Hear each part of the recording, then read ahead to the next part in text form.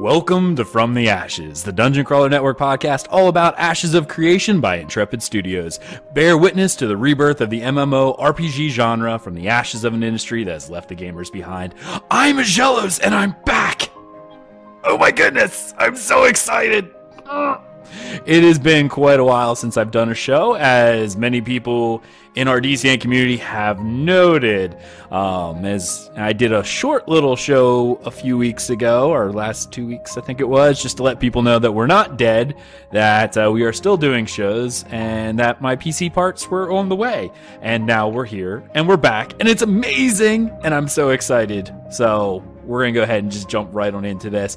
We've got a full cast here. Actually, probably more than a full cast, I'd say. This is like extra. It's pretty amazing. A lot of people have come on for this one, and we're just going to go right on down the list. First off, we've got Gundel, guild leader of Mythic. How are you, sir? I'm good, thanks. Thanks for having me back. It's been a while, but I'm excited. I know. I'm excited, too. My legs are bouncing under my desk. I just hope I don't kick something. It's pretty... my co-GM over at Hands of Fate, we got Stormzlord. How are you, sir? Doing awesome. Long time no talk. Yeah, well, I mean, we sent messages, but yes, yeah, speaking's one thing. Yes. One of the guild leaders of Vengeance, the man, the myth, the legend, and also my doppelganger, but on the dark half, Sinbad. What's up, man? I'm glad to be back. Looking pretty good there with the beard. I like it. You too, brother. Yeah, there we go. Right.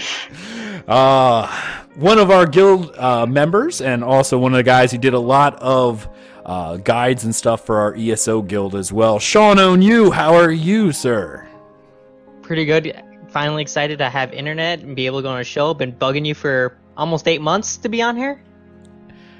Yes, actually, I think that's about right. Yeah. But in my defense, I did send you messages several times going, hey, we're doing a show. Do you want... You're like, I don't have internet. And you'll send me a message some random night going, I have internet tonight. I'm like, well, we're not doing a show tonight, dude. I would actually drive 2.5 hours to go to like my family home in order to play Xbox and like games and whatnot on weekends sometimes. So that's where that came from. I think we've all been there in the past. So, yeah. And also the guild leader of Sons of the Seven, Telchar. How are you, sir? Fantastic. Repping the guild swag as always, sir, and looking quite dapper, I must say. I like it. I'm actually really jealous. His guild swag game is just like so much higher than me, and I keep trying to grasp. And I've showed we're setting the bar. Everybody else needs to catch up. Yeah, I keep trying to do stuff, and I show things to Telchar, like, yeah, look what I'm doing, and then he shows me something else, and I'm just like, aww. Instead of going, you gotta be like, challenge accepted. Challenge accepted. But every time I do that, he does something else above and beyond and crushes me. The bar, yeah. And then do it again. It is never ending. It really is. It's never ending. It's like keeping up with the Joneses, but for guild swag. And I'm trying, but it's just awful. Anyway, before we start the show, I do have to say a couple things. First off, thank you once again to all of the amazing people within DCN, as well as the Ashes of Creation community, who gave of themselves and donated to help bring my PC back up and online. Obviously, most people wouldn't know, but you know, my PC pretty much died at what I would have considered one of the worst times in time to die. It seems like, I think in our DCN Discord, I mentioned some things. Everything just decided to break at once. It sucked. My car broke down. Our washer and dryer broke down. It just got off Christmas, and then my PC died. I'm like, are you serious? Are you serious right now? But these amazing guys stood up and said, you know what? We're going to help out. And I couldn't be happier, and more appreciative to everybody. So I definitely want to pull out some names here, because we even got more donations to help pay off some of the debt here as well. So first off, I really do got to thank some of our DCN community: Scooter, Trial Zone, Happy Hansel, and Aloha Wendy for their donations, and of course Stormzlord himself for sending me some of his PC parts so that I didn't have to buy any, which was amazing. I really appreciate that so much. And then from outside of our community as well, I'm trying to remember everyone that I have, but Telchar and the Sons of the Seven stood up, Makinoji, Voxiv was one of the new ones who hopped in, and Ella Fernstorm, and oh dear, Telchar, help me out. I think I said it. Daedalus helped me out, yes, and there was one more. TFB, yes, and I just changed the thing, and now everyone gets to see my messages. Yes, from the Sons of the Seven, they stood up and said, "Hey, we want to help out," and you guys are amazing. And since we also have Gundel on here, some of his guilds from Mythic decided they were going to step up and help out as well, which is amazing. We've got Zek the Phoenix, Pim Short Tankard, I love that name, and a second Pim. Is that the same person? It's different names. Pim is determined to try to get you to go to PAX. So I see that. He's trying to step up huge for you. Yeah, because unfortunately, all my PAX money that I had saved up to go to PAX East went towards my PC rebuild. Because oh my goodness, the crypto mining shot all PC parts prices up like crazy. It's insanity. But yeah, that was Mythic as well. So thank you to Sons of the Seven and Mythic from the Ashes of Creation, and all of our amazing DCN people for stepping up and really helping me out in a time when it was really, really rough for me. So I mean, we're doing this show right now because of you guys. It's you guys who got me up and running again. So thank you so much. All right, now it's time to talk about the latest live stream. Okay, you know what? Actually, let's talk to Sean, since he's the first one on here, and I like to throw him in while he's new. He's fresh meat, and Sean, why don't you tell people, like, you don't really play too many MMOs. Like, I think ESO is one of your first ones, right? Yeah, so back when I was little, my older brother had WoW, and so I'd play WoW, but I literally just leveled characters, and hold on a second. When you were little, how old are you, sir? Like last week? So I'm turning 23 in a month. Oh, he's a youngin'. I'm a young to you guys. You're a baby on this show. My goodness. I'm still gracious. in college. Oh my. Yeah. Anyway, so freshman year of my college, ESO came out on Xbox, where I played mostly. Mm-hmm. And that's basically the only MMO I can say I've dug into and know every in and out that you can probably think about. But any other MMO, I've never given it a try, unless you want to count like Destiny, but I don't count that as an MMO. Yeah, you're probably right with that. That's just a shooter with creatures. Yeah. Yeah. All right, cool. Well, the reason why I kind of wanted to bring you up here first is I know when we talk about the live stream, we're going to get into a couple things. But what were your thoughts of it? Because ESO, I mean, with the disclaimer that this is pre-alpha and, things are subject to change, what are your thoughts and comparisons? Well, I have a lot of hope. I guess should I start with the negatives or positives first? Whatever you want to start with first. I don't care. Do negatives first. Do negatives. All right. So, because it's alpha, I'm not expecting it to look pretty at all. The environment and like the level designs and whatnot is pretty. Characters, not pretty. But I'm not expecting it to be. I'm kind of curious why you would say that. I thought they were gorgeous. But then again, I like the more realistic view, so I'm like, hey. Okay, I'm comparing it to, like, Witcher. Okay, fair enough.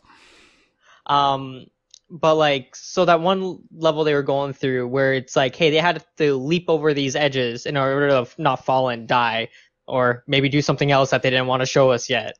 And Steven still almost fell down. by almost double leaping. Yeah.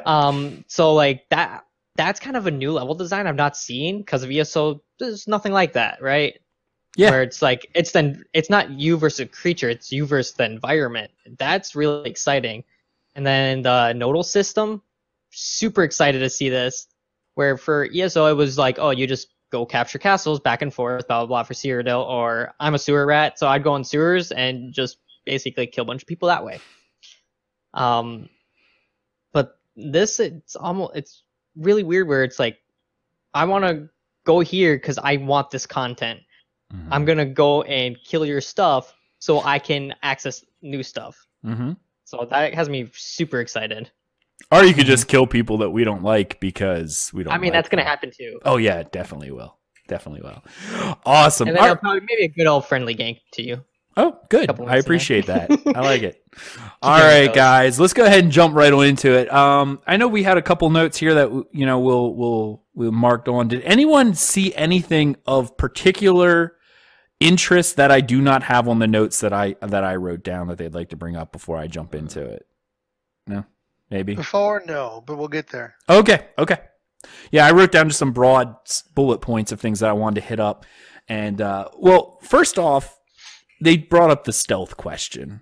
All right. And we've seen in one of the trailers or whatever, their shimmer effect and whatnot that they talked about with the stealth. And I know they were asking how stealth is going to work in the game. And what are your guys' thoughts on their response to the stealth question? I'm actually super excited about it. One, because Rangers was leaked or said that some Rangers will be able to detect stealth, which allows that, like back when, way back in the episodes that we've done before, we were talking about the stealth mechanic and how we talked about the Ranger kind of tracking gimmick kind of seemed a little bit off-putting and it wasn't that valuable. Showing that they'll be able to track stealth players gives them that viability, and I'm actually really excited about that aspect of it, depending on if they spec into it. Along with, I'm sure anybody that's ever played WoW hates rogues with a passion. I know a lot of people do, never being able to see them. So with being able to maybe see them or detection of a stealth enemy nearby, I think gives a lot of people peace of mind, which I think is a great idea. The thing I'd like to bring up about that is it seems like, especially we were talking about the level design of that the Dwarven dungeon, if that kind of platformy kind of like one mode where only place one direction you can go kind of thing happens in a lot of places, the stealth advantage isn't as significant if you can, there's no other way to get around. So if there's a lot of situations where stealth doesn't really have that much of an impact, that could be where the balance changes in favor of other kind of environmental things versus just class based.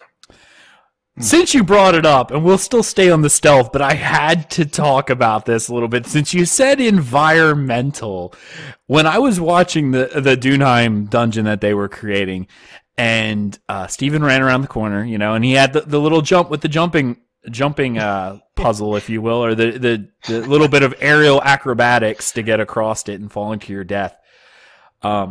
I know I was sitting at work and I was talking to a couple guys who I actually talked into pretty much purchasing the game right away. So they're all excited. They're actually going to join our guild too, so that's pretty amazing. The Hands of Fate guild, so I'm really excited about that. We were talking about, and I showed him that clip, and who else plans on playing a tank that allows aerial denial and seeing if you can, when people jump after you, forcing the wall and knocking them down into the hole? That was my really worst thought coming to my mind as a DPS player. I was like, oh, man. So then also troll. the chain ability too. Because did you notice, with that chain, I'm glad you said that. Did you notice when Steven jumped over and hit the archway, they actually have collision turned on? Yeah. Yeah. That chain would be so amazing to pull people towards that open hole and just watch them hit you and fall straight down. Yeah. Okay, I don't know if you ever played Overwatch, but there's this character in Overwatch called Roadhog, and that's one of his main ways to get kills. You literally chain someone and drop them down a hole. Yep. Yeah. And remember, these are outdoor dungeons too. So yes. this could just literally be someone's a PvPer's daily activity is just. Well, they could introduce like a knockback feature for some of the ranger skills, where you could just like knock someone off the edge. Like there's a lot of it that comes into play, especially if you have a secondary class stealth where you could just hide off in a corner somewhere. It'd be amazing. Have collision turned on for other things than just specific abilities. Yeah. Well, I mean, right now you have player collision, which is there. I believe they said they're keeping that in place. I really hope they do. That is. I like that. I thought they said. Yeah, I thought they said they were. I thought they said that they're going to get rid of that for like when they're inside the cities, but when PvP is activated, that's when it turns on. Yeah. Yeah. That'll hold a whole new set of tactics. They'll stop Zergballing like you find in ESO. Going to make tanks so much more valuable than almost any other class at that point. Tanks holding the door, Yeah. Yep. I'm going to have to make a character named Hodor as a tank. But but you're right. That is being able to body block. All right. I don't know if anyone remembers this. If they played Dark Age of Camelot, they had player collision, and you actually had people standing in open doorways, forming like walls to prevent people from going inside keeps. Obviously, they could be attacked and taken down, but it forces people to attack a tank. Yes. Yeah. The tanks would sit there with their shields in the doorway and be like, nope, we're holding this spot, while healers and casters were behind them. I am so excited to see that aspect in a game. And I get shield it. Wall. Yes, like Viking shield wall. A shield wall that actually makes sense and not just a skill name. Like you can literally make a shield wall, and it is going to be amazing. But you got to remember though, the mage has a teleport ability that can possibly counter that. Yeah, that'd be like a rogue too or something where they can. Well, and that's fine. There needs to be counters to things. Yeah, like everything is, and I believe I saw Steven say this already, that his vision for balancing is not on a 1-for-1. He's looking at more of a rock, paper, scissors kind of thing where, rock beats scissors, but scissors beats paper, paper beats rock. There will be situations where some classes may just be your hard counter. And it's and that's how it should be. I don't think there should be a balance for 1-to-1 other than a certain level of player skill, right? Like I think if player skill comes into this and the people just literally can't hit you, that's a little different. But if you're both equally skilled, there could be hard counters to some of your abilities, and there should be. I think that's interesting and definitely adds to a group dynamic. All right. Back to stealth. Oh, okay. Go ahead. Because we were talking about the environment. Well, so like, what if? Because these dungeons, they look complex. Like that dungeon you showed us looked really cool, really complex. What if sometimes you may need to fall down a hole for a different secret path for maybe a secret boss or something along those lines? I don't know how many of you have ever played EverQuest II, and I bring this up because all of this stuff actually happened in EverQuest II. Jumping down holes to escape enemies or find quests or things of that nature. Using environments and stuff like that for raids and things of that, blocking off paths so people couldn't get to the raid boss, where you had tanks blocking and all that. That brings back so much EverQuest II feels. So I'm super excited that they have that, and it pays homage to that, and I'm just so excited when I saw that. Some of the devs worked on EverQuest II, right? Yeah. Some of them are big fans of it. They were on the team for EverQuest Next as well, and then. Well, Storms, I think you were saying something. Yeah, they had mentioned during there that setting up the environment, they're going to have multiple layer environments, right? So hopefully, like you said, they're not going to have just that one layer where we can't use stealth from. But based on what I was seeing, they could use a lot of multi-layers, and then you're going to have a different way of approaching everything. Yeah, that's how one of the things that I asked them about when they were talking about the different class abilities that reveal the things, the different paths and stuff like that. So, like, if you have a well-balanced group, you should be able to, like, take the least difficult path through it. But if you are missing some kind of, critical piece of it, like you don't have a mage or whatever, they can't do that part that's made for the mage, and then you have to do a roundabout way and go into a different level or whatever. A game that actually did that very well was Dragon Age Inquisition. Actually, if you ever played that, because there was like, if you're a warrior, there's these kind of broken walls. If you didn't have a warrior, you couldn't go through that. Or if a door was locked, you needed a rogue, and sometimes it was like a firewall, you needed a mage. If you didn't have those classes where you started that off, you weren't going through that way. You had to find a different way, period. And that's actually a very common trope in a lot of single-player RPGs, and even some older MMOs before, you know, the great... Fifth edition. Yeah, there we go. We saw that right there. One of the games that I first thought of was the not original Baldur's Gate, but the Baldur's Gate for like the PS1, PS2, where there were certain areas, like if you played the Dwarven Rogue, you could actually get through and disable traps and doors. Otherwise, you had to kill someone for a key. There were options. And in older MMOs, I'm really going to have to say this, the older MMOs had this level of class identity, class use that has been taken away in more modern games, because the more modern games go, we don't want to have to wait around for a rogue to do this. We don't want to wait around for a mage to do this. They don't want a complicated theme ride. You put your quarter in and you do the trap and you're done. There you go. Exactly. You know, they didn't like that. And that's when things started getting stripped out of, you know, like Ultima Online had different stuff. Early WoW. And it was dumbed down a lot. But they had certain things that only certain classes could do. Obviously, EverQuest I had that. You know, there's a lot of the older games that they wanted you to have a full group, and a party wasn't 3 people either. I mean, 8 people was considered a small party or a normal party, not a raid group. It was, those types of things have been taken away in modern games for convenience factor, and it's sad to see.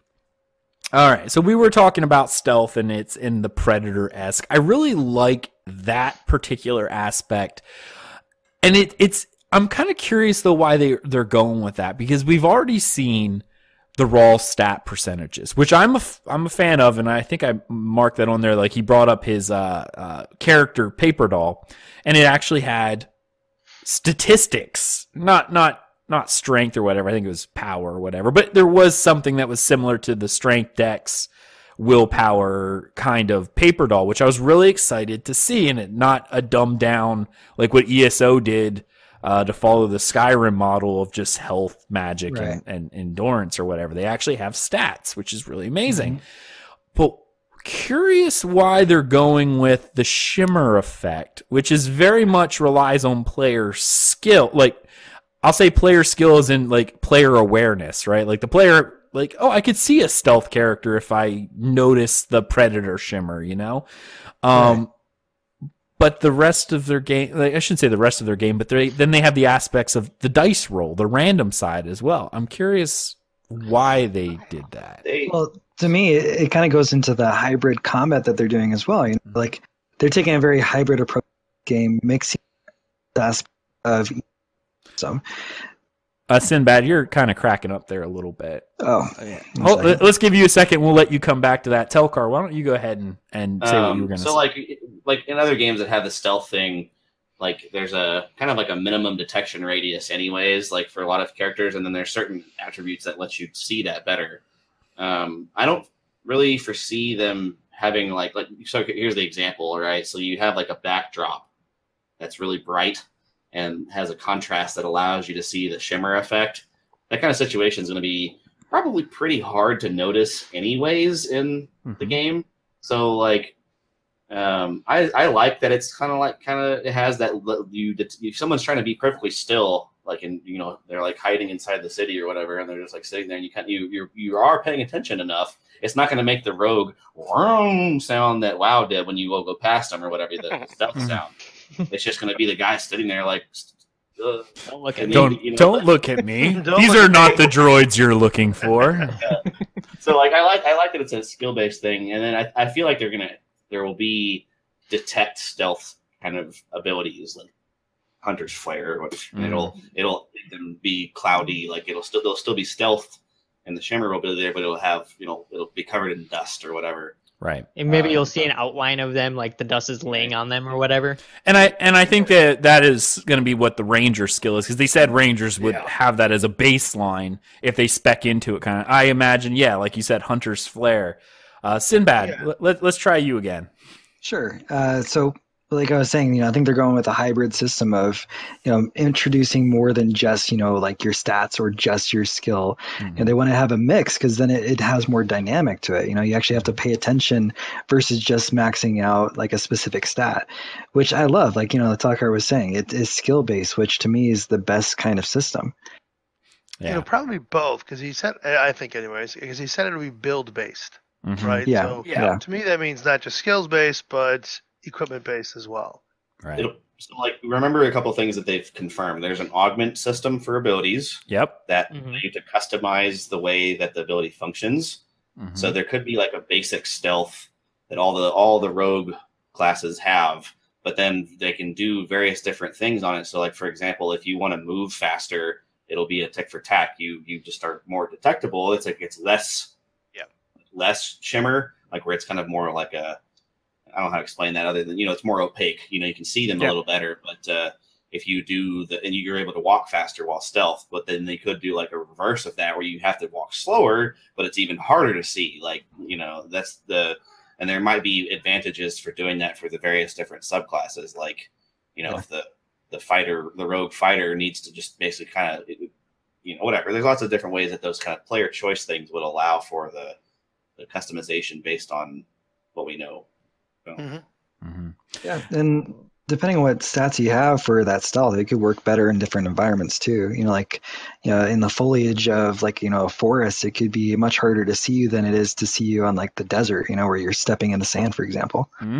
Right. Super cool. See like pattering from the steps. Yeah. I think that would be kind of cool, just through the ranger aspect, right? Being able to just detect that version of it, or detect the footsteps, or detect the actual shimmer better, or whatever. It gives you that definitely that skill cap that we're all talking about, and gives that viability to that class even more. Almost makes them necessary in PvP, because we all hate rogues for the most part. And I think that's kind of the big reason they're doing the shimmer aspect, is because a lot of people, when they talk about rogues and hating rogues, come from WoW, where in all honesty, rogue stealth PvP was just awfully done in world PvP, and I think everybody can agree that world PvP in that game just is imbalanced as hell. So I think the reason that they are doing the shimmer and that they are going about that route is to kind of make people feel better and give a counterplay to it, even if you don't have that detection, right? Like if you just witness it, even if you're not a ranger or something, you know that he's there, so you can player skill, like you can use your player skill or your AoE, and maybe that'll knock him out of stealth. We don't necessarily know the parameters of the stealth yet, right? If AoE's not going to be out of stealth, or if it's literally targetable abilities, right?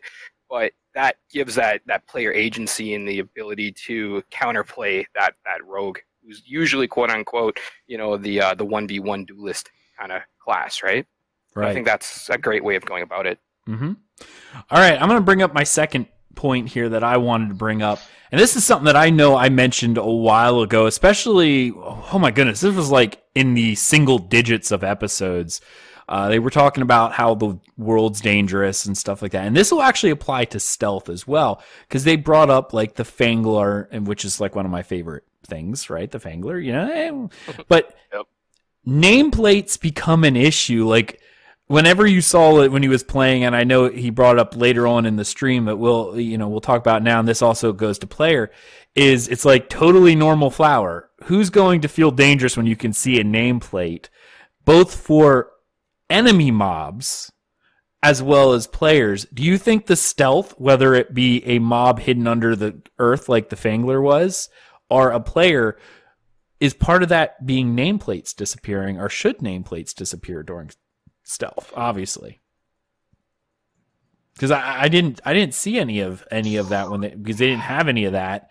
But I'm just curious if nameplates are going to be a thing in this. So one of the things that I think about is, will there be tab targeting? Can you automatically like lock on if you're able to detect the person, or are you going to have to kind of like he's right there, and do your AoE at him or whatever. Because there's going to be abilities that require lock-on. Does that make it be imbalanced for the players that are focusing on the lock-on abilities that don't have some kind of ability to do an AoE, like a point blank or whatever? Mm-hmm. So I feel like that the balance point for that is going to be something that they're going to have to test. It's not a combat action game in vein of like, or at least I think it is going to be like BDO or Terra. Where it's people just kind of fighting game. So you're going to have some kind of ability to do that. Maybe if they are stealthed, the nameplate doesn't show. Once they come out of stealth, it can pop up. Right. But you can still target them with the tab target. So like that's the kind of way I can see it working. No, I mean, I imagine like a stealth would be broken if you could see the nameplates. But so from player side, I imagine it's going to be. But from a monster NPC side, you think they're going to go that route there? Because they didn't in Alpha Zero, but I think they will. Just going to. They just have nameplates right now, just because Alpha Zero. Yeah. Because like the Fangler, like its whole purpose is you don't know it's there. Mm-hmm. That's the whole lore around that creature, right? Yeah. And I don't know it's there, but I know it's there. And like I think we talked about, like I said, I don't even remember the episode. It was early on, and it's like I think it'd be neat, like especially with the Fangler, because they're not doing what's the word here? I'm trying to think of. They're not doing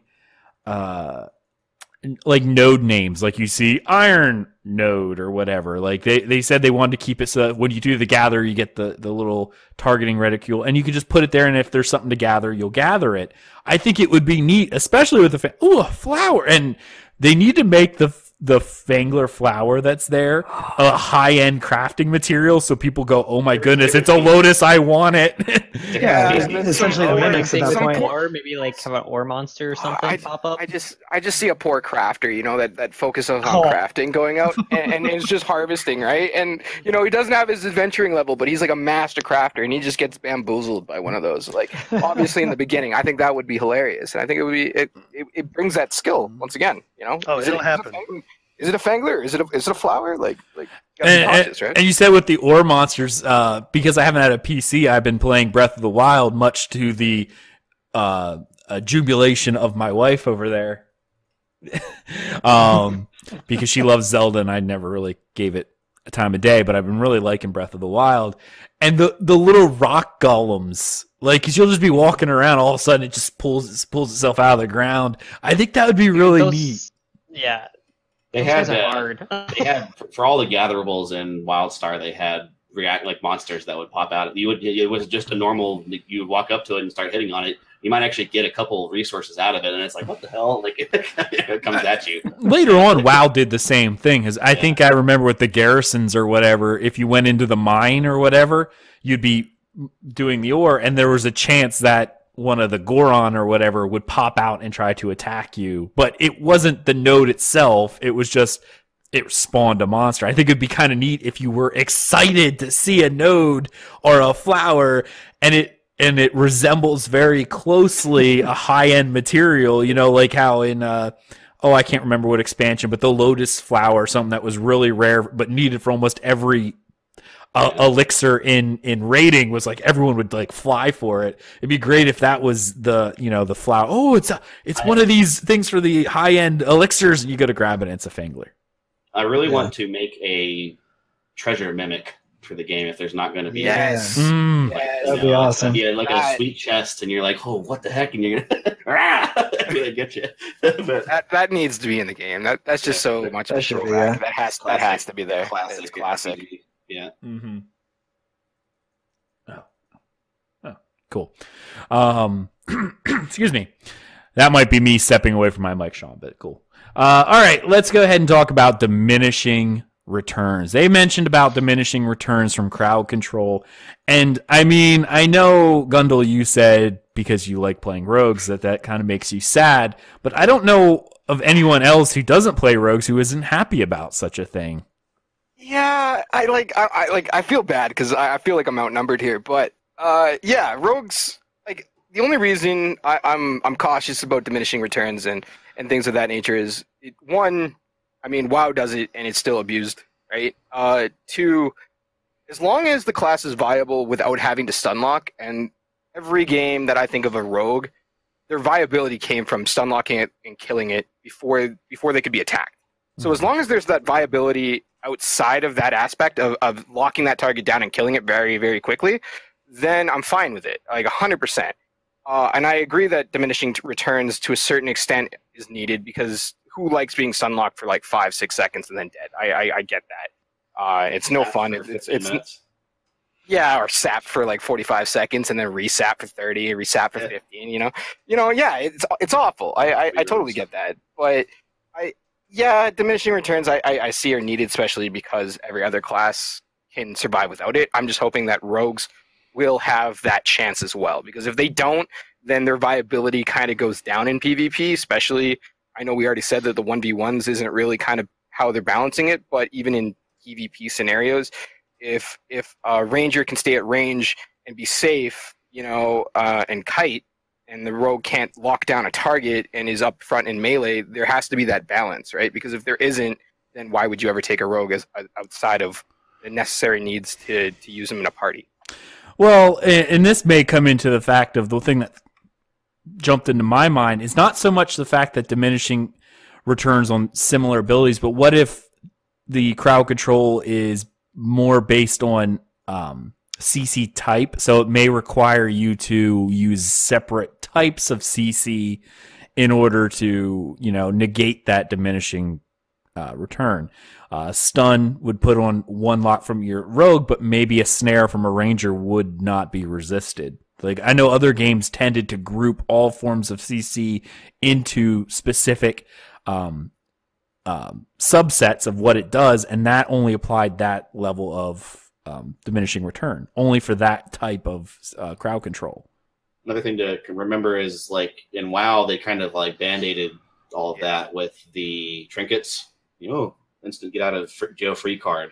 So, like, is the game going to have every class going to have access to that kind of thing? Like a break-free cleanse kind of scenario, yeah. And it's like the old old undead rogue with the trinket and the racial ability is like immune to fear, pretty much immune to CC. Mm-hmm. And if they don't like the fight, they can just and then run away, So that's the kind of the thing to think about, is like there's items that can band-aid things as well as like certain resistance to like and if they bring in kind of like the charm or the mez, which was an EQ EverQuest kind of scenario, which was another type of CC.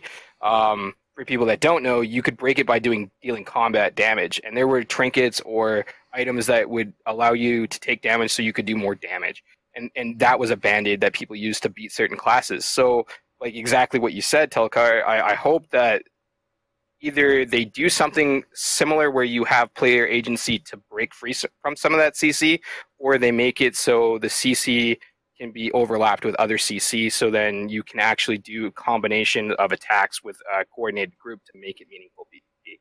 I'm just hoping that CC durations are fair. I don't know what their time to kill is going to planning on be, like how long fights are supposed to happen 1v1. Like, is it supposed to be like a 45-second long thing? Is it a 15-second long thing? So it kind of depends on like how long it takes to actually get combat done, even with a high damage class. As of now, it's long, but that doesn't necessarily mean it's going to be long forever.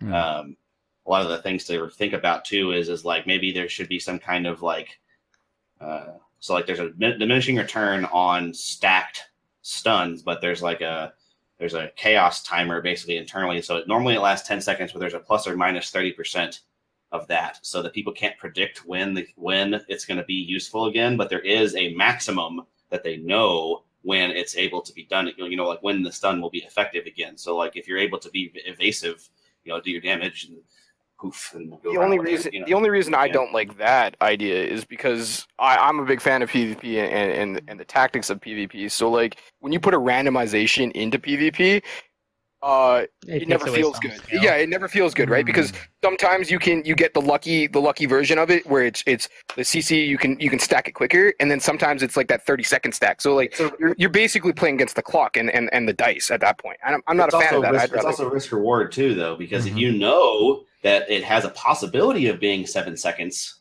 but it could also be 13 seconds. Right. So like you can make the player choice to do that. So like, having a rote number, a specific, it lasts 10 seconds.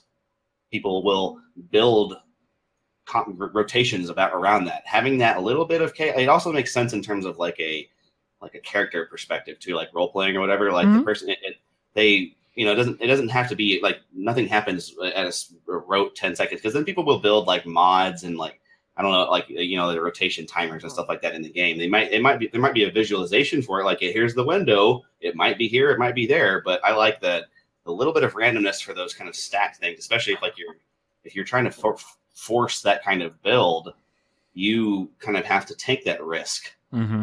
I like it almost like a mix of the two. Like, say, for him, for his first part is 10 seconds or whatever, and it would be 10 seconds. My screen went dark really quick. If it would be 10 seconds, but like say for something you doing, it would add what you're saying, maybe a chaos thing to his. Now it's a window because of how you're reacting to what he's doing. So then and now it's kind of back and forth. So he can have that hard. I know it's 10 seconds from here from his first one, but this next one, who knows? Right. And I mean, like Telchar said, from the role play perspective, if you will. It looks like I'm getting a little bit of lag on my side, which is weird. Anyway, I'll just keep rolling with it. The thing that I really liked about the randomization part is it just reminded me of like the Game of Thrones episode where Jaime Lannister was talking to Ned Stark and saying, I've never seen you in a tournament, and he's like, well, I don't want the person I'm fighting to know what I can do until I'm actually fighting. That's the role play perspective, and the chaos timer is awesome for that, just because it does make you more it makes you a better player, because you're not sitting there counting down in your head to exactly 10 seconds as well. You're being more reactive to what is happening around you, not just counting in your head that your stun timer's back up in 5 seconds. So. I mean, part of it, though, is a balancing aspect for this being an open world combat game, right? Because you could technically have like a group of mages, like 50 deep, who are all just spamming a crowd control effect on a certain area, right? Maybe over 5 stacks, you eventually start seeing that come down completely where it's no longer effective. So that's a balancing method for that. I mean, I think that's something that they'll be using this as, at least. So, kind of something fun. I'm picturing like you have like 20 tanks, and there's an environment like a cliff off the side, and you kind of trap a person, and they keep doing that wall and pushing that person off. Like, that's what I'm picturing right now. Yeah, that's possible. Like, walk the plank, basically. That's a tactic. That'll work. I like it. I really do like it, and that actually makes me want to play a tank now. All right, well, let's go ahead and move on to the last thing. I'm actually going to skip the one. It was brought in a question about what is the incentive for keeping a node level after beating the content associated? Won't you want to just siege down your own node to gain access to new stuff? Will we lose access to rare resources associated with that node or something? And the one thing that they really brought up, which I thought was kind of interesting, is this idea of, and they're going to talk about it in the future, but we can speculate a little bit, is a relic system. And I think that might even be worth its own episode at some point. Is talking about these relics will be achievements for the node that will unlock over time and allow the ability to craft specific legendary types of items and progress in specific legendary quest lines. So not only does a node development at location determine spawns and access to dungeons and quest line, but advancement over time also unlocks these further features. So, who just wants to start? No one? I know, yeah. It's gonna have to be either Sean, Gundel, or Storms. I mean, to me, that seems like something that would discourage ever, taking down a metropolis. Because you don't want to lose out on those benefits. You just want to join and be a member of it and get all that shit. Like, why would you take that all down? I don't understand. See, like, the only reason I could understand that is maybe the lore aspect, right? Like, the one guy that's a good guy because of these nodes being up, if you change the lore maybe by removing that metropolis, maybe you have access to the other lore. And I can see people's reasoning behind that because people love lore. Boy, yeah, I agree. Like with Sinbad there. Like, why would you ever want to when you would lose your legendaries, or you would lose the ability to gain access to those legendaries? Well, that could be a push-pull. What if that one legendary, like, say, is just a bow, and you're a tank? That bow is useless to you, right? You don't care about that bow. He's a ranger. I'm a ranger. You know, okay, so yeah, you get that legendary bow that will degrade over time. I'm assuming they said items break, so I'm assuming legendaries will break too. So like, yeah, you might want to be able to get that bow again, but then you have all these other characters that are like, hey, we brought this city up to the metropolis. We did this quest, and I want to go find that epic shield I heard about and server X. Like, I heard that was in here. This is what I want to get. So I'm gonna stop defending this metropolis and try and level that one up. So, but my question becomes though. Sorry, I'm just spitballing here, but what happens if you leave the metropolis and you have the legendary, and say you move to another metropolis that has access to the other legendaries? How long or when would you be able to have access to those legendaries? Because that would remove the aspect to get rid of Metropolis, right? Because you could get access from Metropolis A, get a sword, Metropolis B, get a bow, Metropolis C, get a staff, right? Or armor, right? So we don't know yet. But yeah. So are we assuming one legendary quest item per node? Because that's not the way I understood it. I don't know either. I think it's just a question in general. But what Sean was saying was just saying if you could only get one as a hypothetical at this point.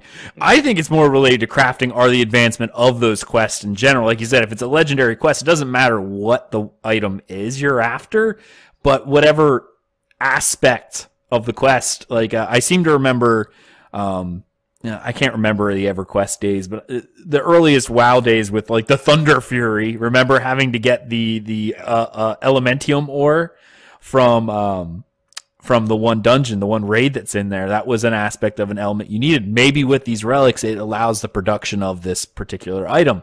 Here's a question that I want to put in, and maybe this might be something that could cause a little bit of conflict.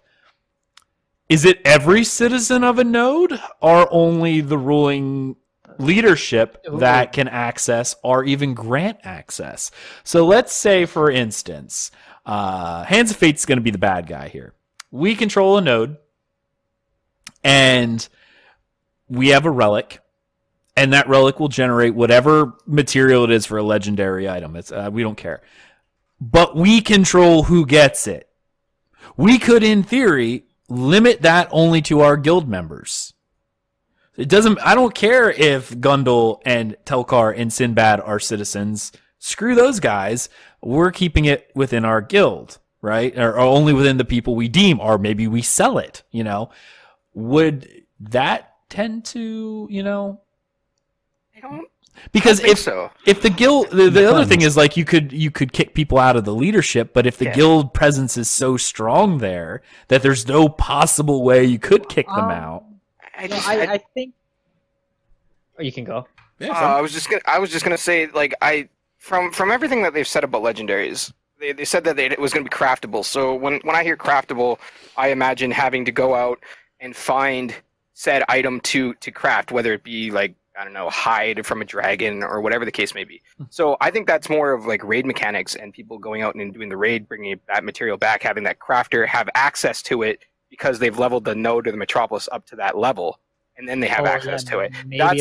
That's kind of how I see it, because if you go the route of say Hands of Fate, the bad guys control the node and they limit the access, that becomes a balancing nightmare, because they said that they didn't want guilds to have that kind of power over a node. They wanted the guilds to have power over like castles and that nature. So I don't see it going that way, but it would be an interesting. It all depends on the amount of people that a guild technically has. Let's go into a bigger guild, like the Goon Squad, for instance. They're fairly large, right? And I know there's a guild cap limit, but there is such a thing as having spin-off guilds, and then the alliance system to be able to bring all of your Goon Squad 1, Goon Squad 2, Goon Squad 3, and I'm picking on the Goon Squad because I just know they have tons of members, which is evidenced by, like their activities in EVE and other games.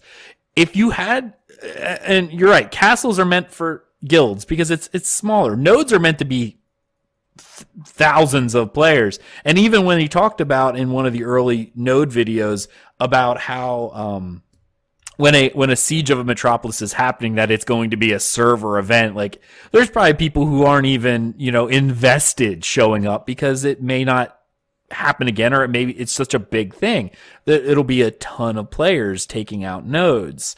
But if you did have a guild with that amount of players, I think that I'm trying to think of the word, and meta is not the right word here, but that situation could occur. The organizations that are large enough can game the system just through the meta of, we're in alliance with them. We're not going to actually ever declare war, but if they have enough people to manage the civilization, they're the constant elected ruler of the scientific node because they have all their little cadet guilds all and in the civilization. They could get to this situation when we're talking about how there is a nepotism involved of these resource generations. Sure. Yeah, I could see that, but that'd be one of those situations where people would then leave that node. They wouldn't want to stay there. They would want to go to someplace else where that's not happening. Or they, and then that node would die. Well, they still need this. They still need citizens to pay taxes. They can't just do it all themselves. Yeah, but if they have enough players, they don't really care. They're self-sufficient. You're basically saying that the majority of the population is the mega guild controlling it, right? Yeah. So you'd have to have at least 2,000 players. I mean, that is possible. Yeah, it's not out of the realm of possibility. So I mean, it's possible that you could get that. I think that once legendary, like the way that I kind of understood it, and maybe I'm wrong in that aspect, but once the achievement is unlocked and you put the resources into allowing that to happen, I think the permission becomes any crafter available to do it. I don't think it'll be like you can limit the crafter. So you're thinking like almost like a special anvil appears out of the ground, for instance. Because that or like the crafters get like the knowledge or whatever. There's a quest line or something, right, where all crafters can do it. I don't know how it would do, but I would imagine it would be that way because the equality way and how it would be a balancing nightmare in the sense of having just one agent doing it that way. One of the things that they have reiterated on crafting is that there will be finite amounts of the highest items in the game. The legendaries will be extremely finite. You may only see one of these items. The relic system could be multifaceted, where it's got this anvil that pops up, but it could also allow quest progression for someone who has the appropriate reagent that they've gotten from some event out in the world. So, for example, basically, there's a guy that sits, some kind of NPC that's like the cleric leader of some kind of cult or something that is there, and people can talk to him, but only you, when you have the Heart of the Dragon that you got from the level 6 siege, the siege, whatever the event, it's been opened. That guy is available to be talked to. He could also be kind of like a multi-level thing where he has different recipes, kind of reputation thing. But this one person in this whole server that has the Heart of the Dragon, can then go talk to that guy, and he starts your special quest that you have to get a lot of different people involved in. It's not. I highly doubt there will be these kind of things will be server legends. Like the really, really big web items will have a character and a story behind them because they might require relics or achievements from other civilizations. And if you're at war with those people, you might never actually get the product of that crafting system. And right there, I'm glad you brought that up. If it does require, like you said, there can be 5 metropolises and with these relic systems and stuff like that, if it does require you to do something from each and you are at war with the guilds that control those areas and can't easily get to them, that may spawn, conflict and why you would want to protect or destroy a node. We also had an episode where we talked about how you incentivize the legendary weapons for people that aren't capable of getting the Heart of the Dragon. You got to have some kind of low level incentive, where it's a civilization quest to get this thing made. If you are the one that's been deemed to be appropriate for it, or you get lucky enough to get it, I guess everyone else should benefit from underneath you. So it has to offer you the item, and then also everyone that's helping do it some kind of tangible reward. Almost like whoever's holding the legendary, it provides a benefit for any node you're a citizen of, so everyone else gets that benefit as well. It could be part of like that quest line. So like as everyone helps you unlock the levels going up to where you can finally do the final craft, it unlocks additional features through the achievement system that allow for sub-tier items that are along some kind of like path to this greater thing. Like, so could we see, like, say if you had the Heart of the Dragon, for instance, and would that be like, oh, X and X player got the Heart of the Dragon, now that opened up this, like a server message almost, right? Because that's almost what you're saying, like, hey, you need to go help this guy. You're going to have 1,000 people trying to kill that dude to get that heart. It won't be a server message. It'll like, just for that reason, you don't dox people basically, but it'll get around that he has it eventually. The gossip will spread, but I expect it to be something that person has to engage the government that he's under to basically kind of, let's start the process. Like, here's 1,000 gold or 10 million gold. Like, get this thing made. Like, galvanize the people around him to go and like think about it in terms of like a story, like a like a D&D story or whatever like that. Some guy, like, it's a legendary item. It's not. I mean, if you really go into it, Lord of the Rings with the Sword of Elendil, it took the elves to reforge it after it was broken into Andoril. Yeah.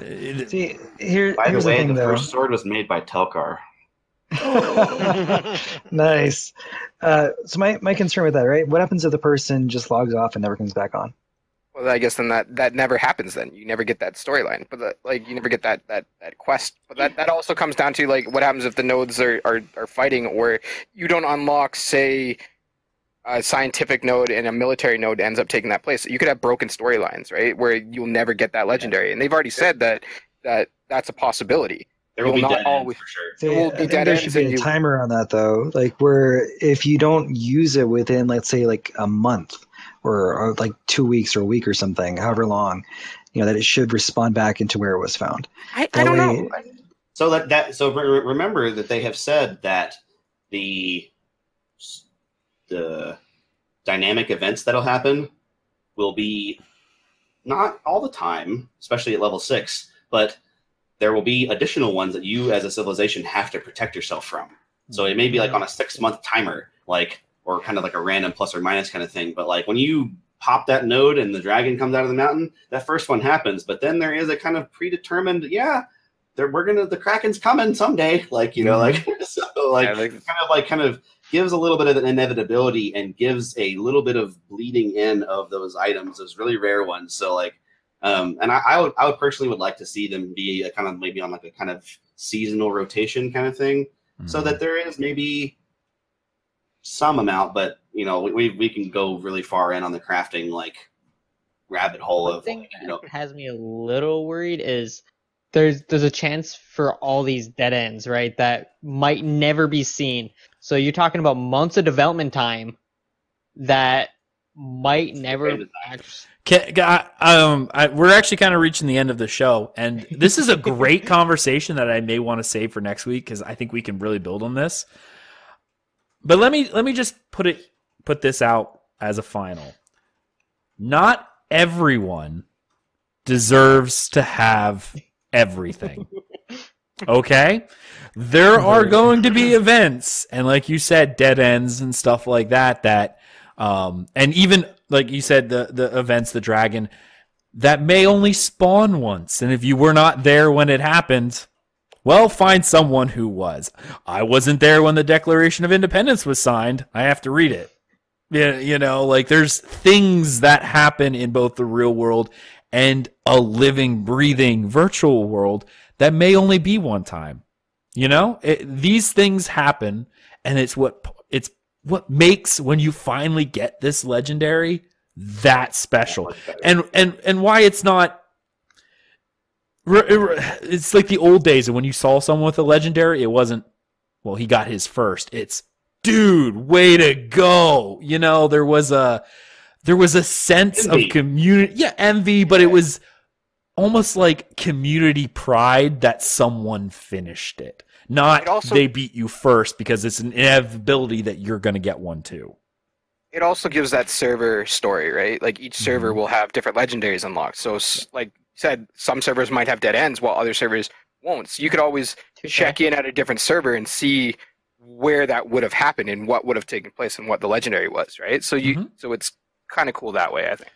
But I agree. I think there's going to be a lot of outside of game content with people telling the story of their servers, and you'll be able to read of server A's exploits. Someone will chronicle it, and then server B's exploits, and hearing these things. And it may also spawn, you know, like rabbit trails of, I wonder if we can get that.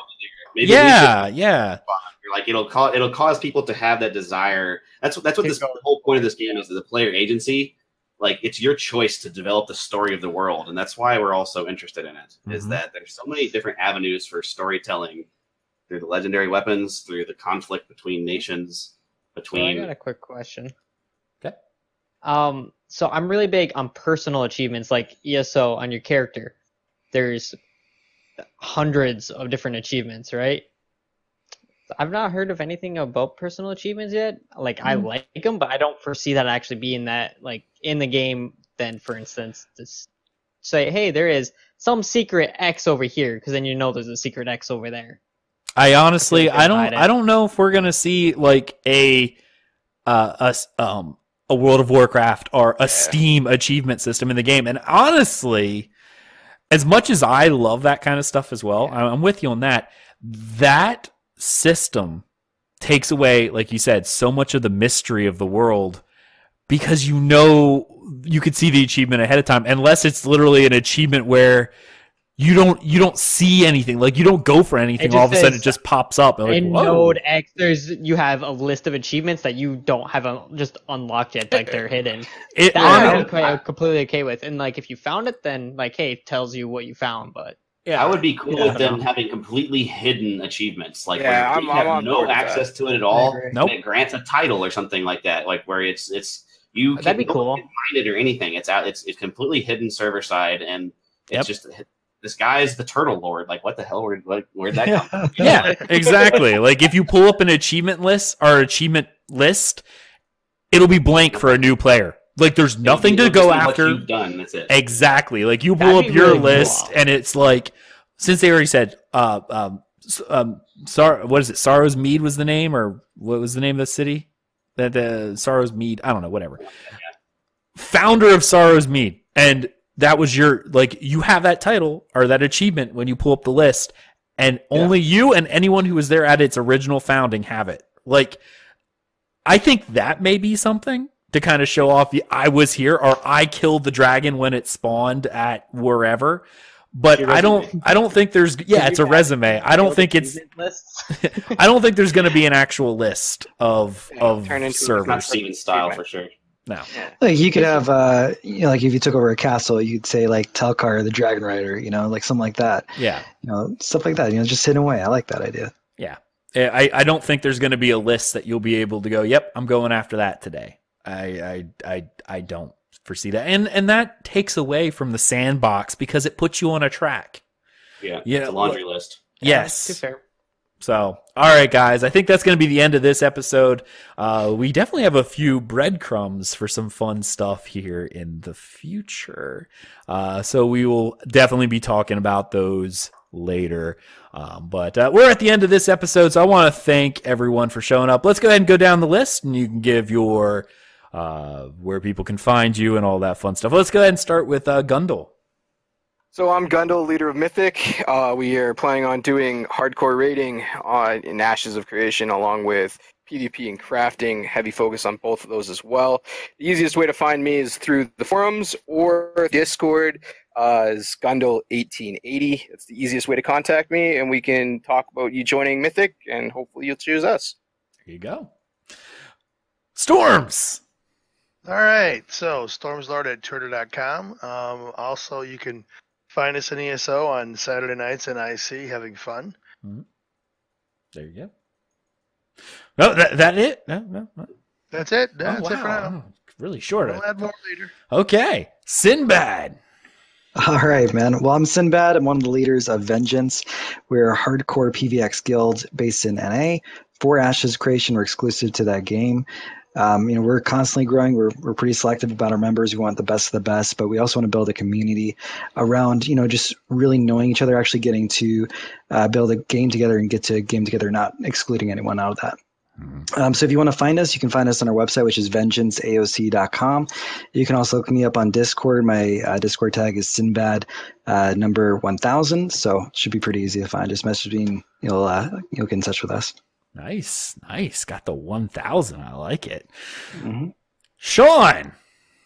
You can find me also on Discord along with every other person in here. Easiest place is just join DCN, join the community. You'll find me there. So what guild are you a part of, sir? Hands of Feet. There you go. That's what I'm talking about, baby. Anyway, there you go. And Telchar. So I'm the guild leader of Sons of the Seven. We're a PvX mercantilism-focused guild that's based in NA.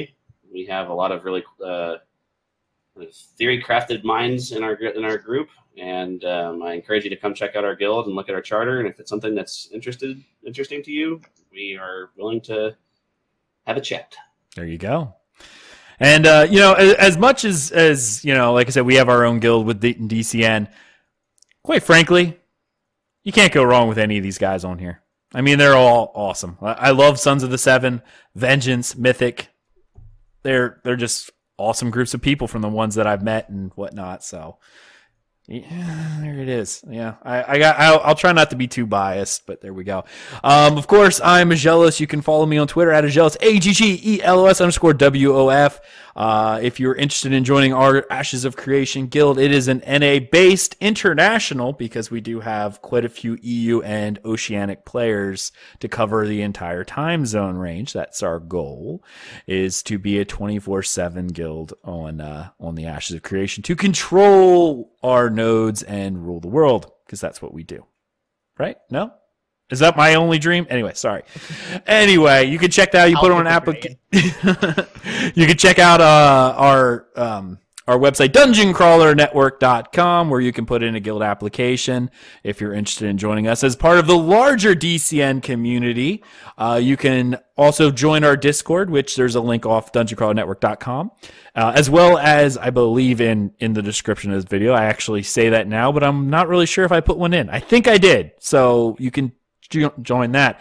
And I encourage anyone who wants to join, even if you aren't interested in our guild, that's fine. We are a community Discord, and our guildies have their own channels that are hidden.